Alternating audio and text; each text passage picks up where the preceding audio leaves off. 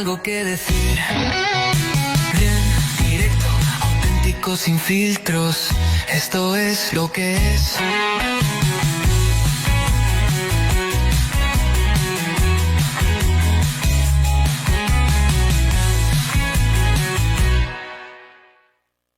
Bienvenidos a nuestro programa. El día de hoy vamos a tener un invitado increíble. Ustedes ya lo conocen, tiene varios nombres. Se le conoce como Jerónimo, como Josema, pero también tuvo su frase que realmente impactó: el arroz con huevo y cuchara.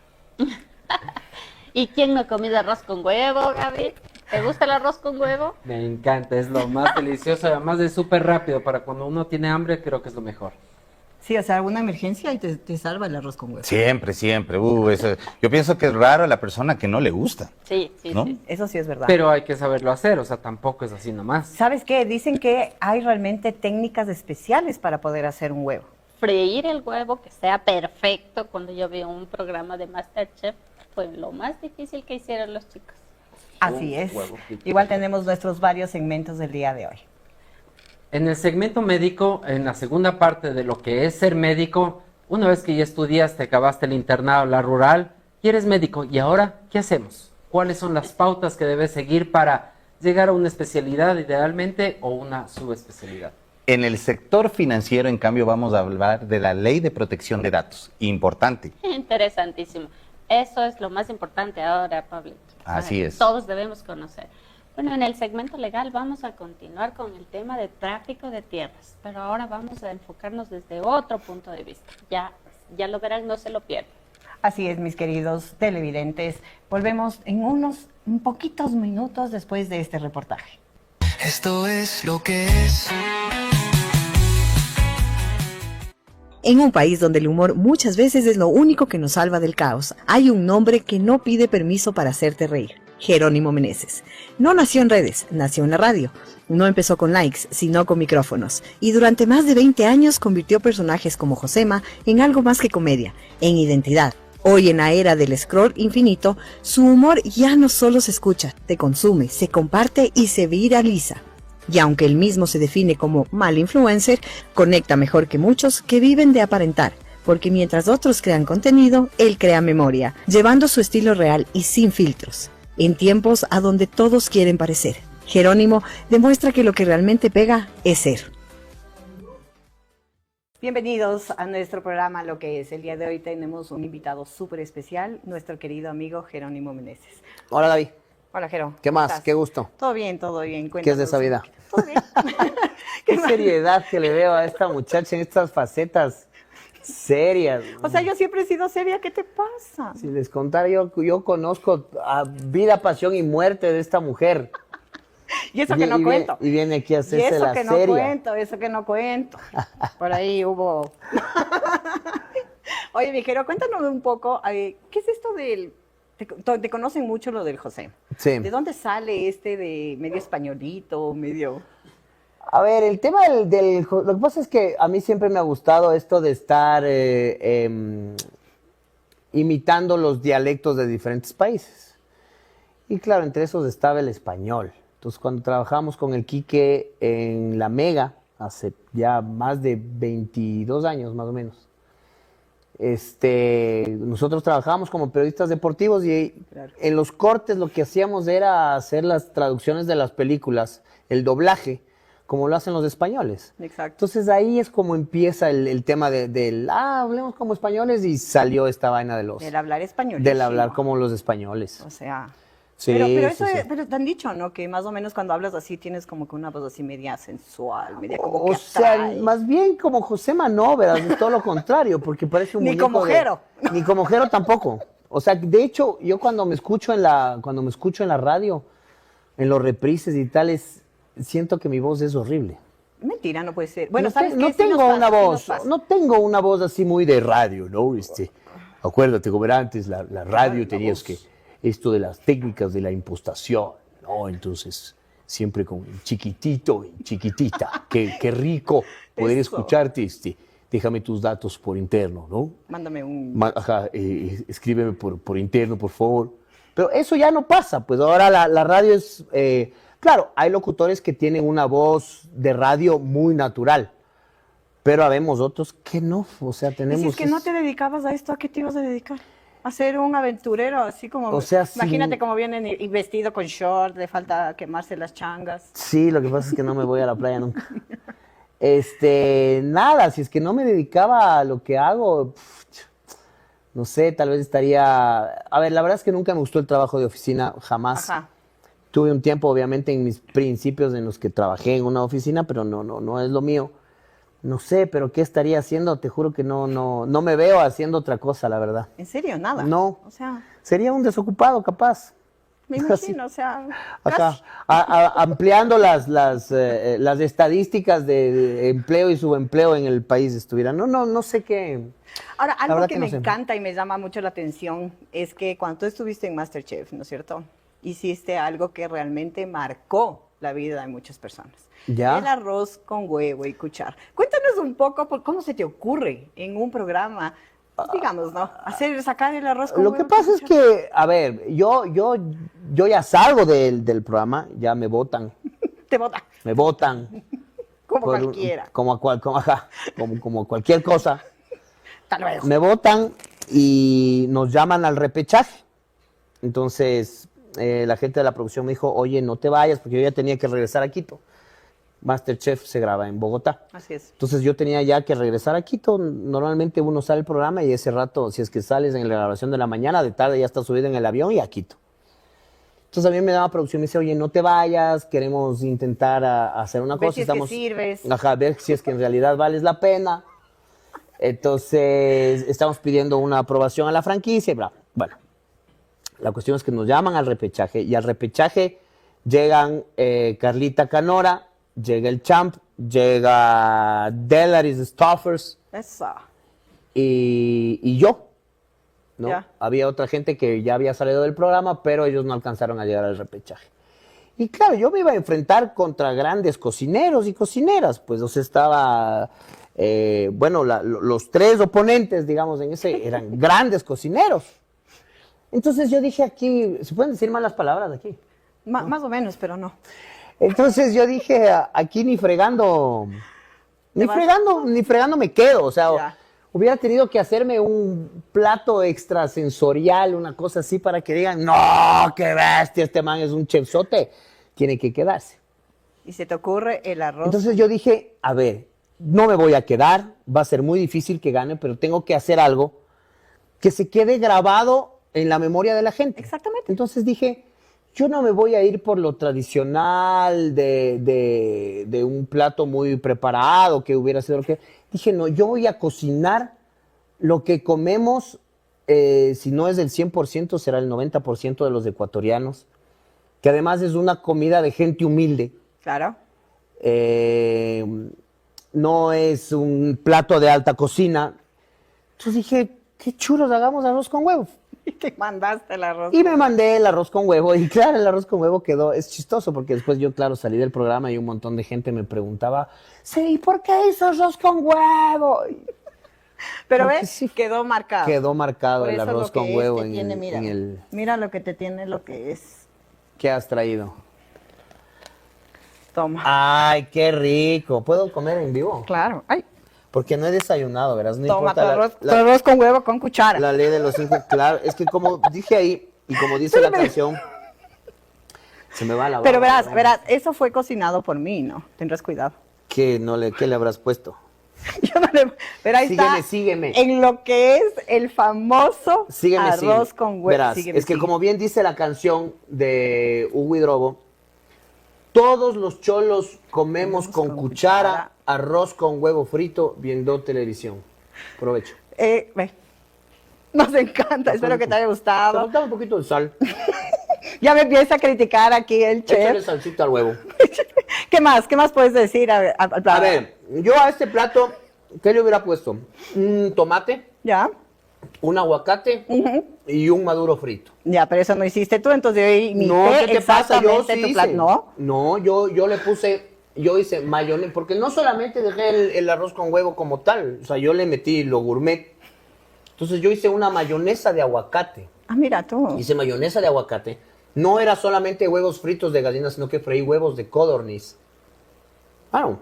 Ay, bueno, Le ya puse madurito, devuelven el frito, plato. ya- Devuelven el plato. Ya te Y estás además le metí por ahí un huevo que se llaman huevos de nube. Mm. O sea, sí le metí lo gourmet, verás, pero Bueno, era... pero ya está, el arroz, era un ese es huevo. el auténtico arroz con huevo y cuchara. Oye, parece... El arrocito parece costeño, ¿ah? ¿Ves? Ah. ¿Ve? ¿Ve? Esas Héctor esas Esfuerzo ha comprado arrocito de grano grande. se lee. Este ya me conoce, ya. Me fui al restaurante a Ajá. comprar. Ajá. Deme arrocito de grano grande. ¿Cuál? Oye, mi querido Jero, cuéntame, ¿quién es Jerónimo Meneses tras Soy yo. cámara? Ya va. ¿Tienes tras cámaras? Oye, qué rico. ¿Quién es Jerónimo Meneses tras cámaras? Nada. Soy un padre de familia de 2 perros rescatados.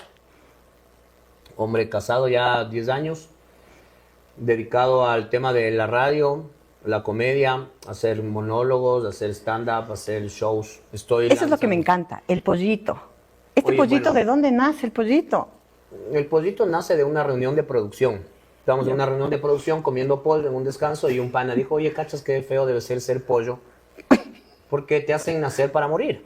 Entonces ahí nace pobre pollito. Pollito. Y nada, ahora que me preguntas, aprovecho la oportunidad para invitarles a todos, todas, todes. Estoy festejando mis 20 años de carrera en la comedia. Ya, qué Y viejo. estoy organizando un show sí, qué viejo. En el Teatro San Gabriel el 22 de mayo. Ya. Donde van a poder ver en escena a Pobre Pollito, a Josema, al Jerónimo Meneses. ¿Y las entradas para sortear? Las entradas, te voy a pasar unas entradistas para regalar, pero si no, pueden comprarlas en ticketshow.com.es. Ahí están las entradas, o en las islas físicas, que hay una en el Paseo San Francisco, en el Recreo y en el Río Centro. Así que vayan, se van a divertir. Va a ser un show bien chévere, ¿verdad? Igual nos Estoy lanzando- escriben para que puedan ganarse las entradas aquí Sí, de si José sepa que Paquero. sortean, les vamos a dejar unas entraditas. ¿Cuántas son? ¿A 100? No, ¿qué pasa? Tengo que recuperar la inversión. ¿Qué creen que invertir? Oye, es que así nos toca acá a los artistas. Es súper complicado. También del tema de la ley del Sí. cotal y eso, y cómo nos ha afectado un montón también. Ese va a ser un tema. A nosotros, los artistas, es complejo. Además, los impuestos y toda ahora hay que pagar impuestos hasta por ser influencer, está perfecto. Pero bueno, la cuestión es que es difícil invertir acá en el para país. nosotros como artistas. Así que compren las entradas, están 700 a la venta, ya he vendido 100. Ajá. Faltan 600. Me faltan 600 por vender, así que hagan el gasto. Pero ponte en los semáforos a vender. Voy a hacer, me voy al centro comercial la próxima semana a vender yo mismamente. Bueno, entonces nos debes las entradas Les voy a para que puedan ir a tu show. Les voy a pasar, sí. Sí, por favor. No te preocupes. Mi Les voy a- querido les voy a Jero, hacer llegar. hay el tiempo en televisión, sabes que vuela. Me encantó El tiempo en tenerte tele es aquí. corta. Ay, es corta. es cortísimo. Sí. Me encanta tenerte aquí. No, Espero gracias por la tenerte un invitación. montón de tiempo. Me encanta el tema que dijiste. Vamos Chévere. a hablar con varios artistas para que vengan, porque realmente el actor es mal pagado. O sea, es como que La relegado cultura de en la general sociedad. es como que está relegada. En No este vemos país. teatro y realmente tenemos que ir. Así que les esperamos. Vayan al igual. teatro, dense la oportunidad. Cuando escuchen eso de, ay, es que rompemos la cuarta pared, vayan al teatro y se van a enterar que es romper la famosa cuarta pared. Buenísimo. Entonces nos debes las entradas. Espero que te haya Va a pasar. gustado Ya voy a el acabar arroz aquí con en huevo. interno. Y te esperamos nuevamente aquí en Lo que es. Gracias, Gracias, Mijero. amiga. Muchísimas Un abrazo a gracias. todos, Y todas. volvemos después de este corte comercial.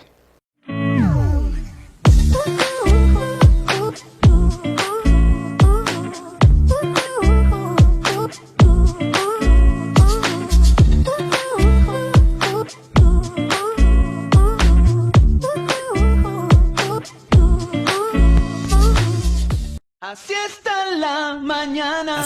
Porque en las mañanas se vive juntos. Chicas, cafecito. Así está la mañana para todo el Ecuador.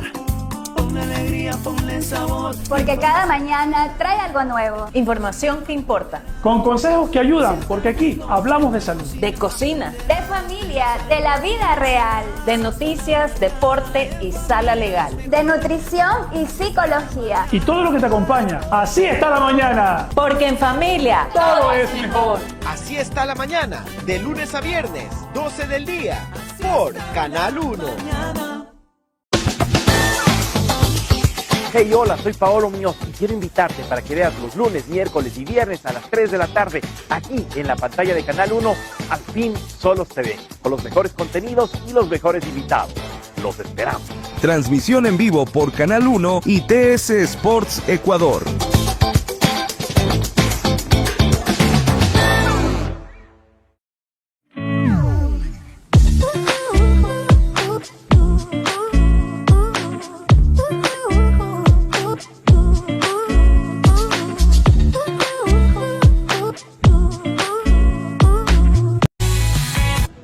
Ser médico en Ecuador es cumplir un sueño que exige años de esfuerzo, sacrificio y vocación.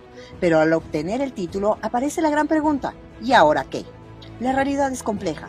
Miles de médicos generales buscan empleo, mientras en hospitales públicos siguen faltando especialistas. La burocracia, los bajos salarios y la falta de plazos hacen del inicio profesional un verdadero desafío.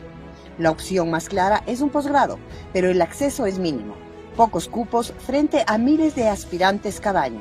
Esta brecha ha abierto la puerta a caminos poco seguros, como maestrías en línea que no garantizan formación clínica real, poniendo en riesgo a los pacientes. Y lo más preocupante, algunos de estos títulos logran registro oficial, creando una falsa legitimidad. Formarse como especialista no debería ser un atajo, sino un camino de excelencia y responsabilidad. Hola con todos. En nuestro segmento médico del día de hoy vamos a abordar la segunda parte de lo que es ser médico en Ecuador. Convertirse en médico... Corte otra vez. Hola con todos. En nuestro segmento médico vamos a abordar nuestra segunda parte de lo que es ser médico en Ecuador, ya que convertirse en médico es un logro enorme, pero el título no es el final del camino, es apenas el inicio de nuevos retos. Hoy nos acompaña Cari otra vez, quien tiene un esposo médico, un hijo que estudia medicina, y con ella conversamos el capítulo anterior sobre todo lo que es el pregrado. El tema ahora es, ya eres médico, ¿y ahora? ¿Y ahora qué haces? Gracias, Juan Carlos, la invitación nuevamente. Sí, es un tema bastante interesante y yo sí quisiera que nos expliques un poquito cuál es el panorama actual. O sea, eres médico, pero no te enseñan en las universidades qué hacer después, como en medicina, en derecho, no, nada. Uno a veces no sabe ni cómo cobrar. O sea, a ese punto llegamos. Y es importante que tú les des una guía a los televidentes de más o menos cómo es esto. Cuando tú ya acabaste el pregrado, acabaste con todos los requisitos del internado y la rural, yo creo que la parte de la rural que no se habló en el programa anterior es una época clave para aprender idiomas, por ejemplo, o hacer una que otra maestría, si es que es posible.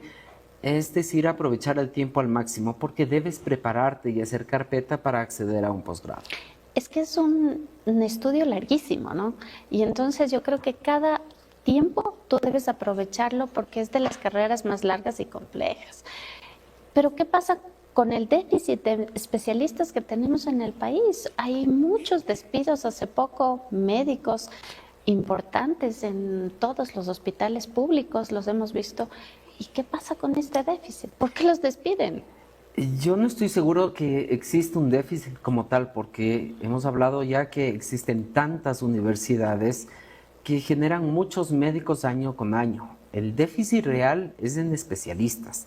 Y yo sí dudo mucho de que los despidos sean solo a personal de salud especialista.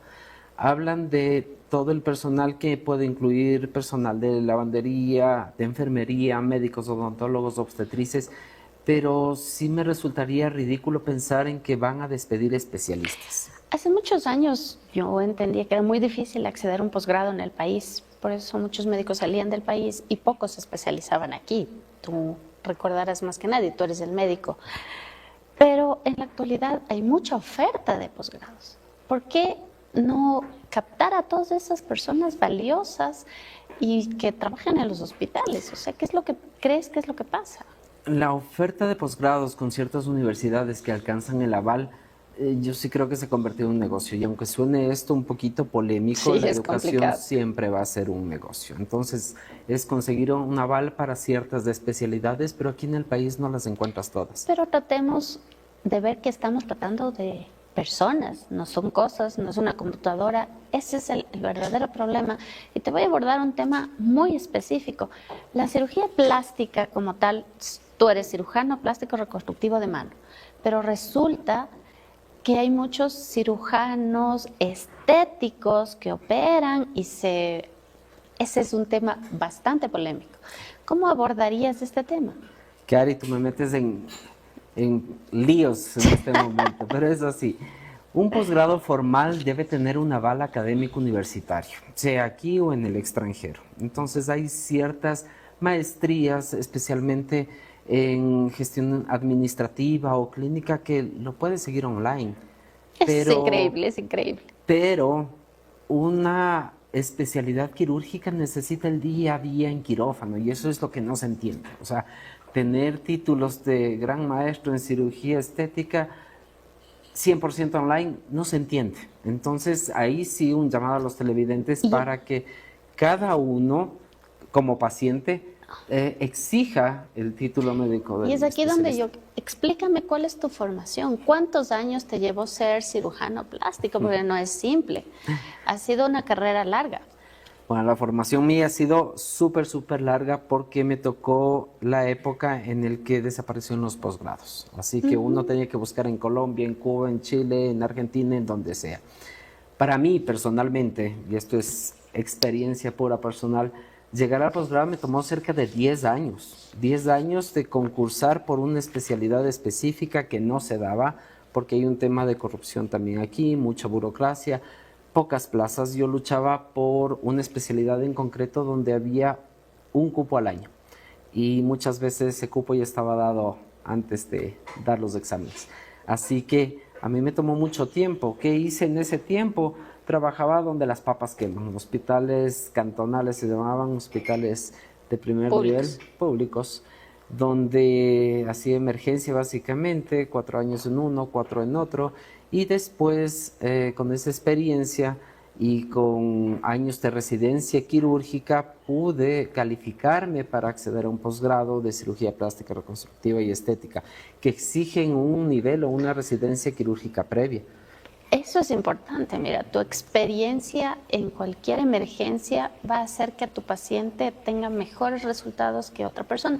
Yo sí creo que los amigos televidentes deben enfocarse en conseguir un profesional adecuado. No debe guiarse por el precio, por el valor, porque están poniendo en riesgo su salud, su vida, y detrás de ustedes habrá muchas familias que están esperando que salgan bien de los quirófanos. Entonces, es importantísimo que tú abordes en un próximo programa qué es lo que deben hacer las personas para ver que sea acreditado un médico. Exactamente. Y es bastante sencillo. Uno puede acceder en cualquier plataforma a consulta de títulos y necesita los 2 apellidos del profesional o el número de las cédulas si es que los tuviere, e inmediatamente se despliega los títulos obtenidos. Solo ahí el paciente puede saber si es que la persona que le va a operar realmente está acreditada para eso. Y eso es fundamental, porque no es cuestión de seguir un curso de 1 día, 2 días y decir yo ya puedo hacer esto. No, estos cursos son para perfeccionar una técnica en la que el médico ya está acreditado a hacer. Es totalmente diferente a lo que piensa la gente. Así que el mundo de la estética mueve muchísimo dinero. Y es por eso que ahora hay maestrías de médicos estéticos que hacen su parte estética, no quirúrgica. Pero un cirujano plástico está capacitado, entrenado para operar. Y esto tiene que ser con la práctica diaria del hospital. Nuestro posgrado al menos duró 4 años. 4 años de largas cirugías, cirugías diarias, largas jornadas, extenuantes totalmente, pero es la única manera de saber operar, estando en quirófano, no detrás de una pantalla de computador. Por supuesto, creo que eso es lo más importante. Todos debemos crear esa conciencia. No todo es el dinero, repito. Tiene que haber un profesional acreditado detrás de ustedes para que su salud esté bien y con usted, su familia. Así es, Cari, es un tema que tal vez para muchos jóvenes que piensan estudiar medicina, que lo estaban considerando, tienen que ver lo largo que es la carrera, lo sacrificado que es y es una persona que va a ser dependiente de sus padres. No es productivamente rentable desde los 6 o 7 años. No es negocio casarse en esta época. No. ¿Cuáles son los obstáculos realmente que los médicos tienen? O sea, es importante que la ciudadanía sepa que ser médico es una carrera muy compleja.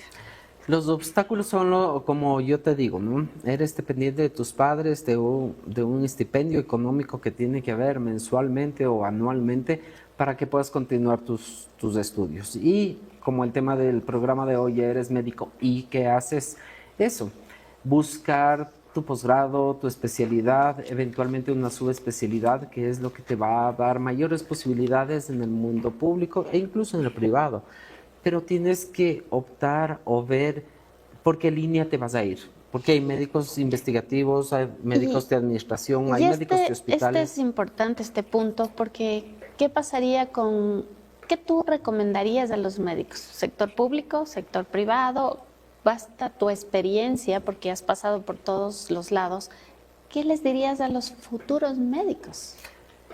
Que se ubiquen donde sientan pasión. Hay mucha gente que realmente tiene la vocación tan adentro que no le importan estas jornadas extenuantes, el maltrato, la falta de insumos, todas las dificultades que tenemos en el sector público para hacer su trabajo. Si se sienten bien y a gusto ahí, con el único fin de servir, no hay ningún problema. Pero hay médicos investigadores, y en este país sí falta artículos científicos de investigación, procesos serios que nos ayuden a ser un referente en investigación. Eso no lo tenemos. La parte privada es otra cosa, ¿sí? Ahí sí creo que es otro tema porque, como tú decías al inicio de este segmento, nadie te enseña cuánto cobrar, dónde ubicarse, ni qué hacer. Así que tenemos charla para rato. Te agradezco, Cari. ¿De qué? Gracias a ustedes. Nos vamos a comerciales. Estamos en un momento con ustedes. Atención, Ecuador. Vive la emoción, siente la adrenalina y disfruta cada jugada de la Liga Nacional de Ecuavoli. LNE. Los mejores jugadores de todo el país se enfrentan en partidos vibrantes que paralizan a todo el Ecuador. Disfrútalos en vivo y en directo por la señal de Canal 1 y TC Sports. No te pierdas ni un solo partido. Comparte con tu familia, en señal abierta, las mejores jugadas del deporte 100% ecuatoriano. La Liga Nacional de Ecuavoli se vive por una sola señal, la señal del 1. Canal 1 y TC Sports, siempre con el deporte.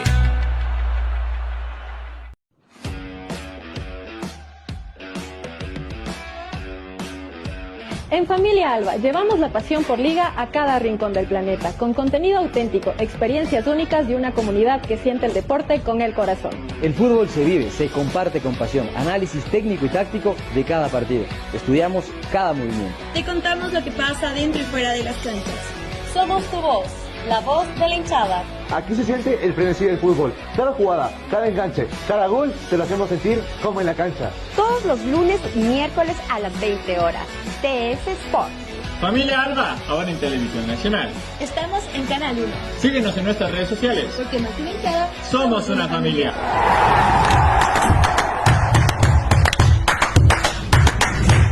Esto es lo que es. Bienvenidos al segmento legal.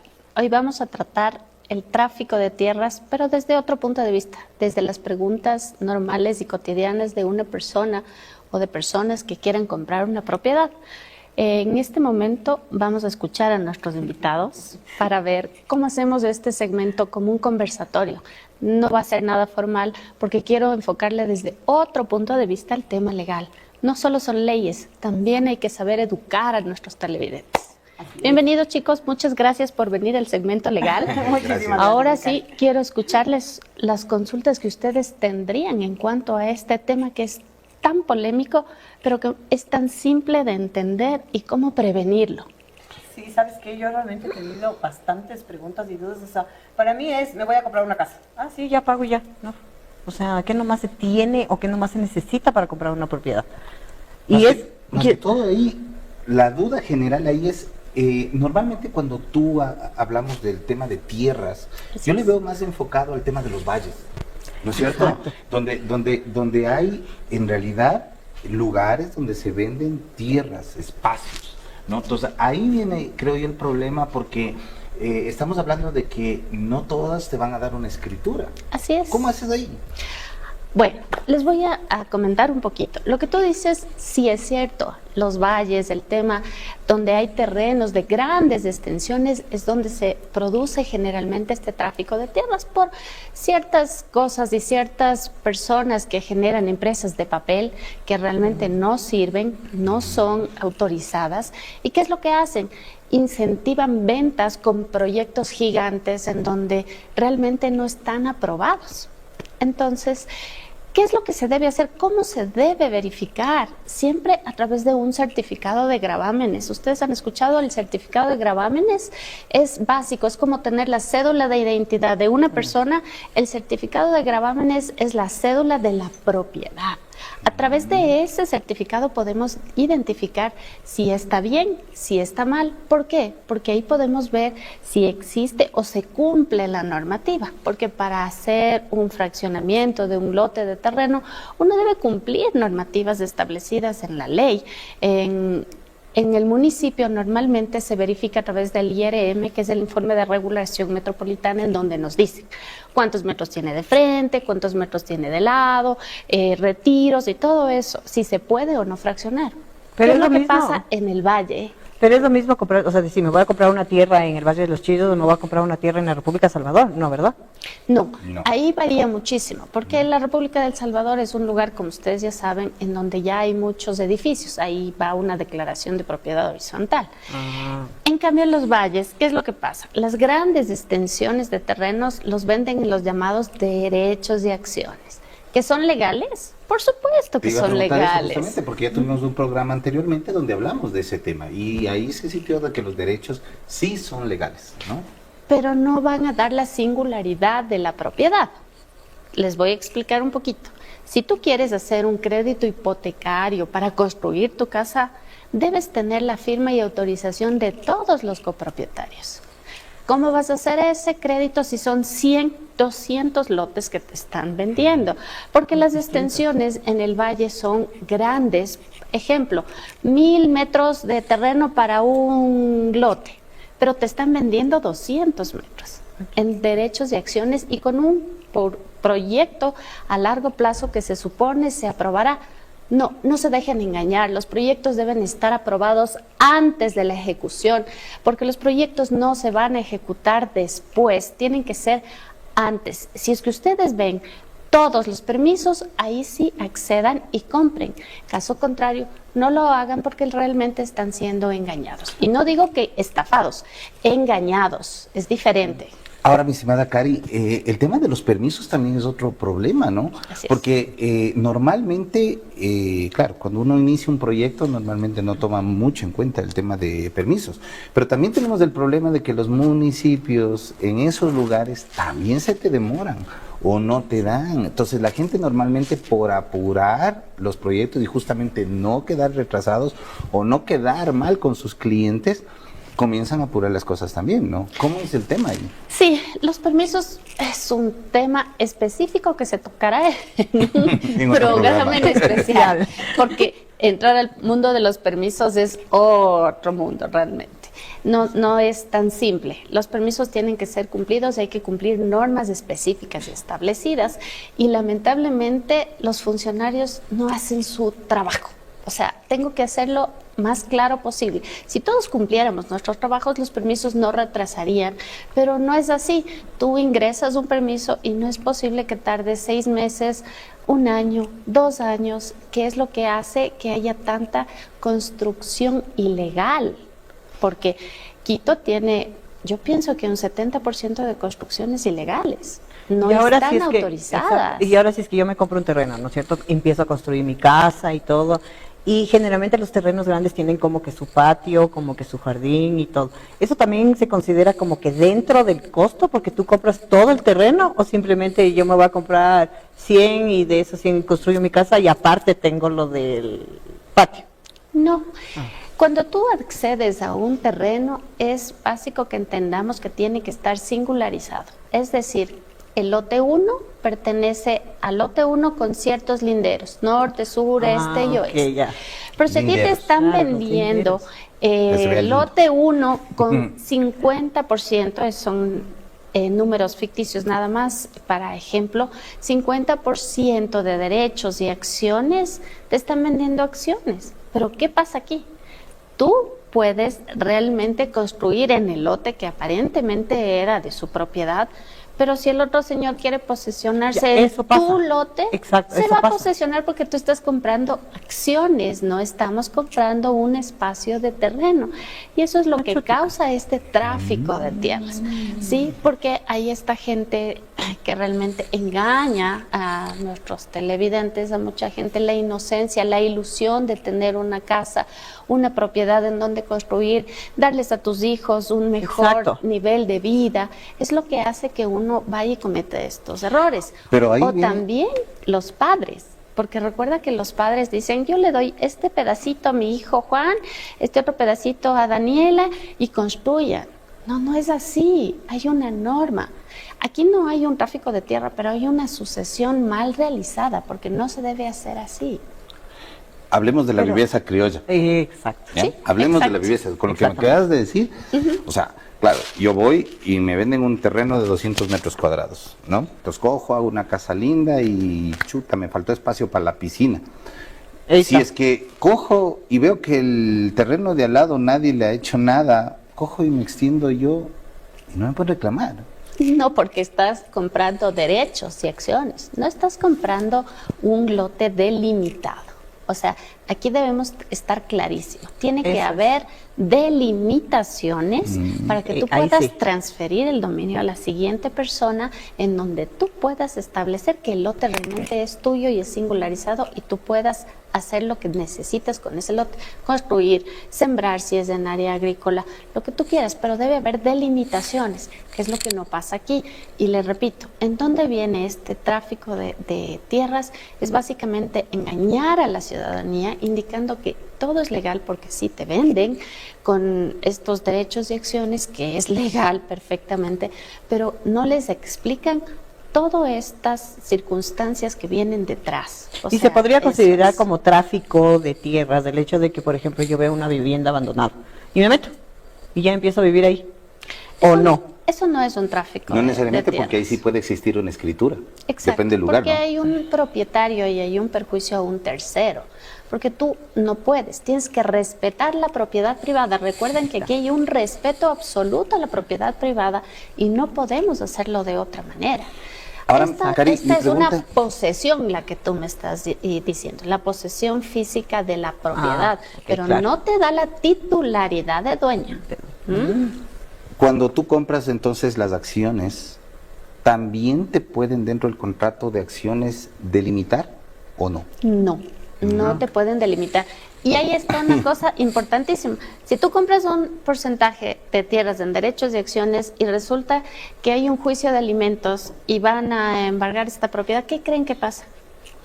Está en derechos y acciones. A pesar de que hay una ficha de copropietarios en el municipio donde establece los porcentajes, lamentablemente puede ser perjudicado, ¿sí? Entonces hay que estar claro, muy claro en este tema. El tráfico de tierras es muy frecuente, lamentablemente, en nuestro país, y la gente realmente, por esa necesidad, comete el error de acceder con este sistema. Interesante. Muy interesante el tema, realmente. La próxima les invito nuevamente. Sí, porque realmente es un tema que uno tiene que entender. Tema y abordar lo que tú me acabas de decir, posesión de los bienes. Ese es otro tema importantísimo, porque hay muchas personas que rentan y se creen propietarios. Exacto. Y no es así. Por favor, aquí hay que respetar el derecho a la propiedad privada. Amigos televidentes, les esperamos en nuestro próximo programa. No se lo pierdan, que tenemos temas muy interesantes. Gracias por venir, chicos.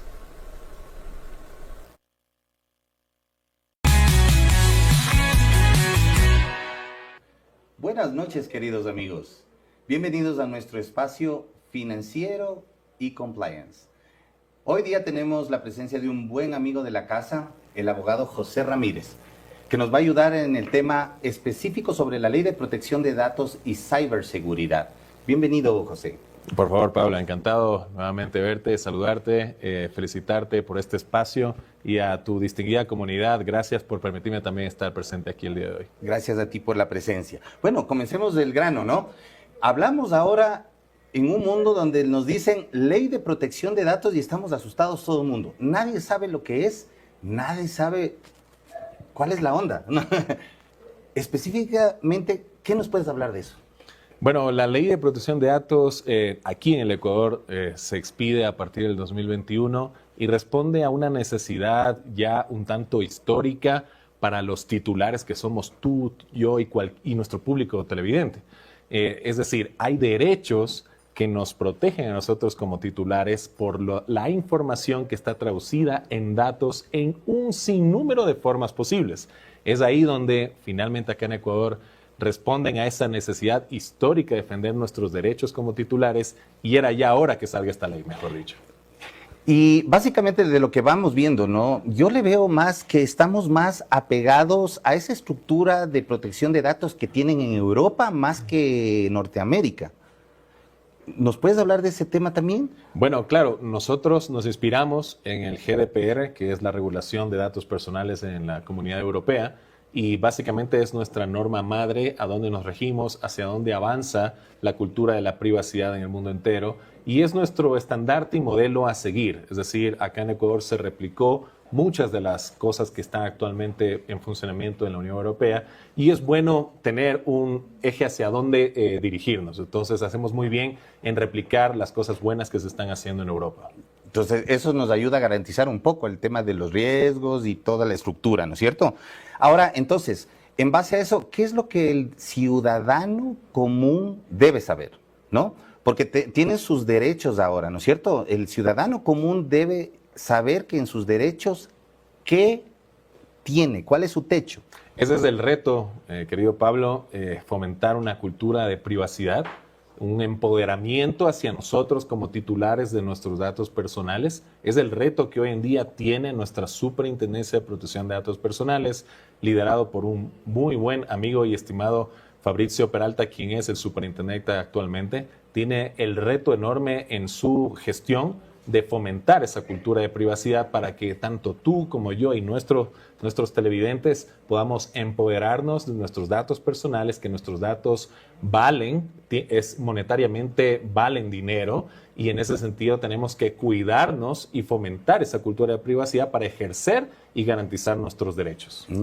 En una conversación que yo tuve con algunas entidades financieras, me decían, pero Pablo, pues está la ley, pues está la trampa.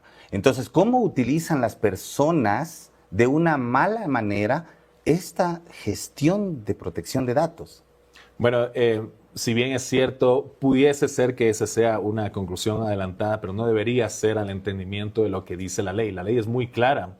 Tenemos sanciones, tenemos infracciones tipificadas de leves, graves y muy graves, que el público en general desde 2021 que entró en vigencia esta ley lo conoce plenamente. Pero como tenemos una superintendencia que está forjando su segundo año consecutivo de gestión, tiene el reto enorme de publicar toda la normativa secundaria en las diferentes aristas que está disponiendo nuestra ley para que el público en general, las empresas a nivel nacional puedan dar cumplimiento a lo que dice la ley. Pero ojo, una ley con toda la normativa secundaria, pero sin la capacidad del ente rector de actuar y frenar actuaciones que son tipificadas como infracciones, hace que sea permisible para que conductas atípicas, por ejemplo, que te llame una operadora, que te acosen por teléfono, te envíen promociones que tú no has pedido, se sigan dando porque todavía no se les ha puesto un freno legalmente hablando. A ese punto iba justamente, ¿no? Porque claro, la gente dice ahora, no puedes llamarme, ¿no? Inclusive te saca una persona un crédito en una entidad financiera o te saca un celular en una operadora y luego la persona dice, no puedes llamarme. ¿Por qué me estás llamando? Le voy a denunciar, le voy a demandar. ¿Es legal? Pasa muy seguido, pasa diario, y te voy a hablar lo que me pasó a mí. Y lamentablemente, no voy a decir el nombre de la operadora, pero crearon una línea de teléfono a mi nombre sin mi consentimiento.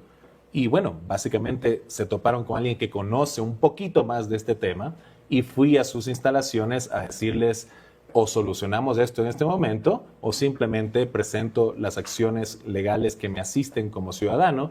Y claro, ese día salí feliz porque solucionamos el inconveniente, pero el ciudadano común y corriente que desconozca de sus derechos, de sus datos personales, muy difícil va a saber cómo defenderse. Es por eso el reto enorme de la superintendencia, gobierno nacional, campañas incluso de distintos gremios o asociaciones o empresas, que podamos difundir la información sobre generar una cultura de privacidad para que el ciudadano común y corriente pueda saber por qué tiene que defender sus derechos ante este tipo de abusos que monetariamente enriquecen empresas. Bueno, adjunto a esto ya vienen las sanciones, ¿no? Se dice que el 2026 va a ser un año de sanciones justamente por esto de no cumplir la ley de protección de datos.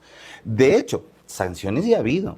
Sectores donde se ha abusado de la ley de protecciones ha habido anteriormente en el 2021, en el 2019, en el 2013, pero claro, no existía esta pared para decir hasta aquí tienes que llegar, ¿no?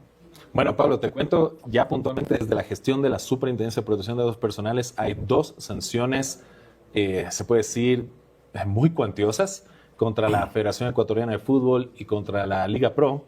Se los sancionó por un mal manejo de datos personales y de consentimiento de los hinchas que acceden a comprar entradas a través de sus desarrollos de software para acceder a las entradas.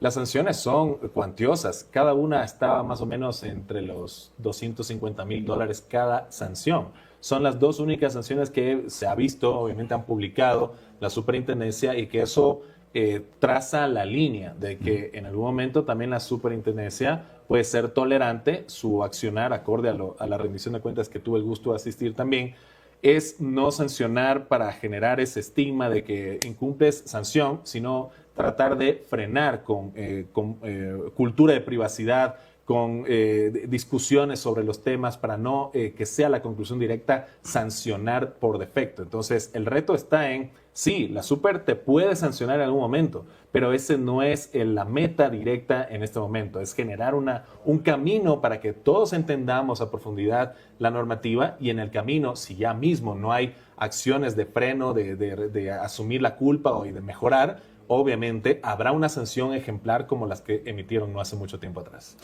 Algo que hemos hablado mucho en este programa justamente es las buenas prácticas, ¿no? Y creo que eso enrola mucho el tema de cómo cumplimos, ¿no?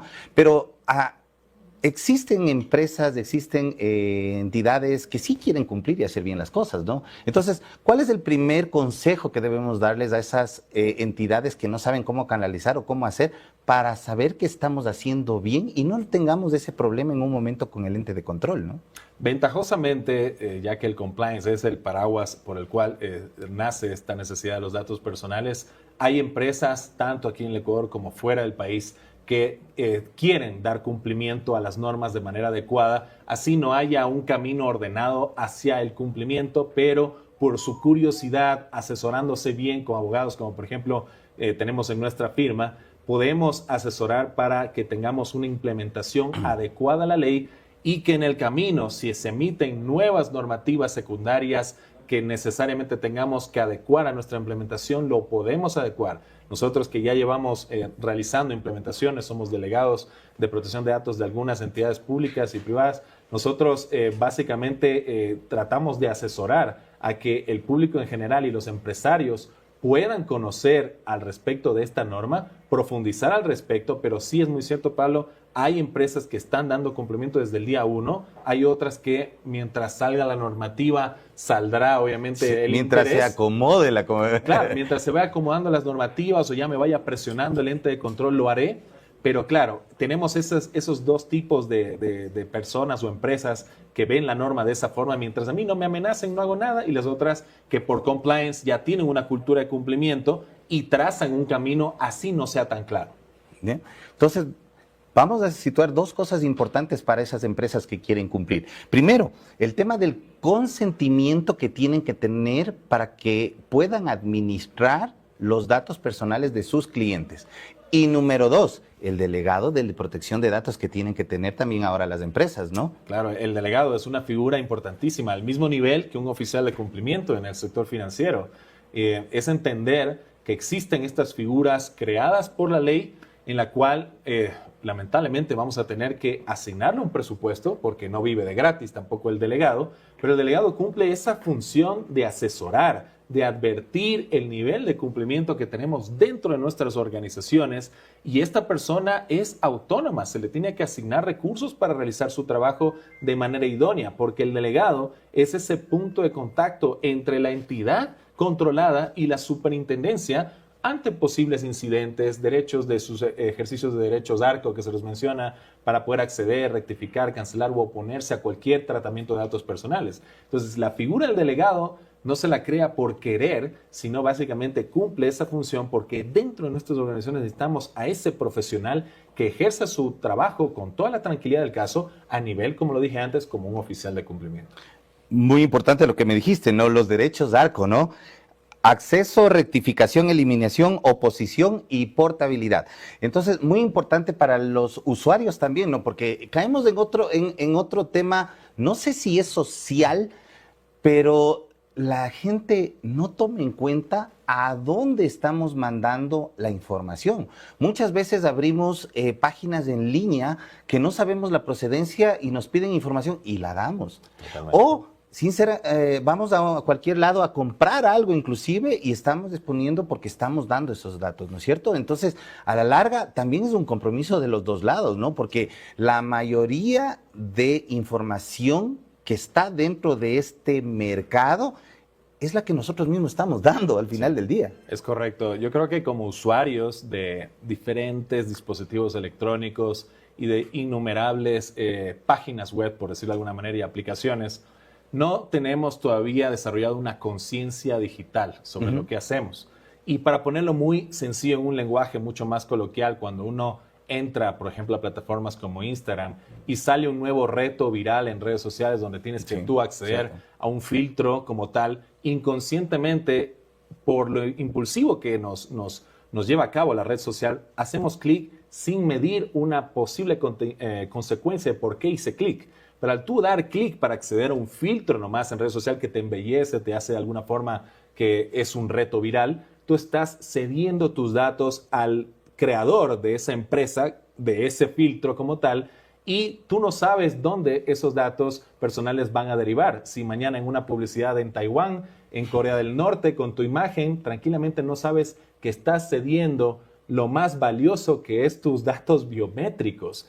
No sé si te acuerdas, Pablo, pero hace no mucho tiempo atrás, la empresa que creó OpenAI, ChatGPT, creó también una moneda que se llama WorldCoin. Sí. Y la consecuencia era chévere. Acá en Ecuador vinieron, efectivamente, y al público en general se les daba $20 ¿sí? a cambio de los datos biométricos de tus ojos. Esto es irrepetible. Quiero hablar lo que al nivel de la huella digital, el iris es irrepetible. Y el solo mero hecho de hacerlo es que nosotros no vemos el trasfondo del asunto. ¿Por qué quieren el iris? Por ejemplo, en este caso WorldCoin. Y es porque en el futuro vamos a estar invadidos tanto de bots, de robots, que va a ser casi imposible distinguir quién es un ser humano. Y solo con el iris puedes identificar este es un ser humano y este es un bot. Entonces, tengamos mucho cuidado de aquí en adelante porque las redes sociales son tentadoras. Pero cada vez que tú haces clic a algo, tú estás cediendo algo por defecto. Si nosotros no desarrollamos una conciencia digital, muy difícilmente vamos a poder empoderarnos de nuestros derechos y luego reclamar algo al respecto. Eso es muy importante, ¿no? Ese tema fue en Quito y en Guayaquil que lo hicieron y fueron masiva la asistencia que dieron a esa gestión, ¿no?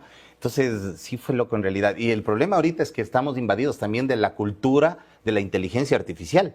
Y como tú dices, la inteligencia artificial te va a obligar a dar algo, ¿no? Y eso es muy importante. Pero del otro lado también tenemos el tema de las empresas que cogen y nos dicen, ok, ¿cómo me cuido? Entonces voy a limitar dentro de los procesos y neguemos la atención a ciertas personas que no quieran dar sus datos. Pero esto tampoco se puede. Claro, bueno, aquí hay que partir de algo y eso es algo muy importante. Por ejemplo, para acceder a algún servicio como tal, tú tienes que dar algo a cambio para poder acceder. Pero en nuestra Ley Orgánica de Protección de Datos Personales tienes principios rectores para que al solicitar cierta información no sea desmedido para ejercer y brindar un servicio o brindar un producto a cambio. Es decir, por ejemplo, si tú vas a comprar un balde de pintura en una tienda donde venden pinturas, lo mínimo que tú tienes que dar a cambio para que te emitan una factura es tu número de cédula, tu nombre y quizás un contacto o un correo electrónico. Pero si además de ello, el dueño del local de pinturas te pide también tu sexo, tu origen étnico, tu ideología política, yo pregunto primero como usuario interesado, bueno, ¿para qué usted requiere esa información adicional? Como para primero enterarme si su base legitimadora está acorde al servicio que usted me va a ofrecer, que es entregarme un balde de pintura. Entonces, como usuarios, pero ojo, a eso nuevamente hablo, si nosotros como titulares desconocemos para qué necesitan eso, ¿cómo yo puedo preguntar después? Pero por ello justo se crea la superintendencia para tratar de controlar que se soliciten los datos mínimos para poder cumplir con un servicio, porque si no me da, en este caso para vender la pintura, pongámonos ya en el lado correcto de la historia, si no me das la cédula yo no te puedo facturar. Entonces, estoy imposibilitado de poder darte mi pintura porque no puedo facturarte. Entonces, hay que escuchar también del lado del empleador lo que es lo justo, lo mínimo, y del otro lado lo lógico para no abusar de los datos que conscientemente, por su consentimiento, te va a entregar a cambio para acceder hacia un producto o servicio. Un tema demasiado complicado, ¿no es cierto, televidentes? Nos quedamos con ese hueco de seguir hablando y conversando porque dentro de esto es una lista demasiado pequeña para poder ver todo, ¿no? Correcto. Primero, gracias, estimado José, por tu asistencia. Te recalco la invitación para poder seguir extendiendo estos temas que son muy importantes para todos y queremos que esos televidentes estén bien informados en sus procesos. Les invitamos a seguir con nuestro programa. Oye, Gaby, qué chévere invitado el que tenías hoy. Yo le escuchaba a Jerónimo, que hace 20 años hacía Josema, y yo me criaba con Josema. O sea, le escuchaba todo el tiempo y me hacía matar de risa. O sea, lo mejor fue sacarle el arroz con huevo. Sí. O sea, eso fue lo mejor. El Jero se quedó como que bueno. Tomate, el aguacate. Pero es que para mí no era, para mí era arroz con huevo. Ay, es que ustedes no saben que Gaby no cocina, entonces, perdón. Ya me funó. El arroz con huevo ya fui bastante, no presionen. Y lo dice la cara, que cocina. Yo cocino delicioso, que no me guste es otra cosa. No invitada. Exacto, tengo que invitarlos. Verán que ella dijo que nos tiene que invitar. Así Oye, que, queridos amigos televidentes, vamos donde la cara. Todos invitados. ¿Será que vamos a tener las entradas? Sí, eso sí. Ya sorteamos de esas entradas de eso nuestros televidentes. No se pierdan próximamente. Eso sí, para que puedan ya tener y conocer, porque realmente el teatro es algo que realmente está totalmente escondido, o sea, y con no esto se de las explota. plataformas, Gaby, se quedó mucho de lado esto. Por eso me encantó tanto, no sé si escucharon ustedes de esta película que se estrena. ¿Cuál Para es? Michael Jackson. No, hay otra. ¿Cuál? El diablo viste a la moda 2. Eso me parece Para los genial. que porque gozan de la moda, sí. 30 de abril, ¿no? Ajá, Me parece no, que sí, o es sea. maravilloso porque es una persona, Anna Hathaway. Exacto. Anne Hathaway. Ya tiene sus años, es guapísima, estuvo catalogada como la mujer más guapa del 2026. Está. Igual que nosotras. Bueno, eso sí. No me- No. Y el Pablo se ríe, ¿puedes creer? Pero lo que me encanta es que ella ha sido una mujer increíble en esto. Sí, o sea, la verdad es que fue un programa excelente, espectacular. Aquí en Chiquis, un invitado de Pablo. Bonito estuvo. No digo bonito, sino que interesante, o sea. Bien, y nos deja con un montón de dudas también, ¿no? Pero esa es la idea, poder transmitir a los televidentes esas partes que no estamos entendiendo, ¿no? Cómo nos afecta o cómo nos beneficia el tema de la ley de protección de datos, ¿no? Es algo que es nuevo también y es algo que les cae a muchos y no saben por qué. Nos involucra a todos. Yo manejo historias clínicas y estoy recogiendo datos de pacientes. Es decir, con la entrevista que tuviste hoy, me entero, algo sabía, de que hay que proteger esos datos y necesitamos asesoría en eso. Sí, todo. Así es, mis queridos amigos televidentes, así que no se pierdan el próximo domingo por Canal 1, Canal 40. Nos vemos. Les y esperamos. esto es Lo que es. lo que es. Nos vemos. Chao. Chao. Canal 1 Ecuador, periodistas que informan con pasión. noticia en la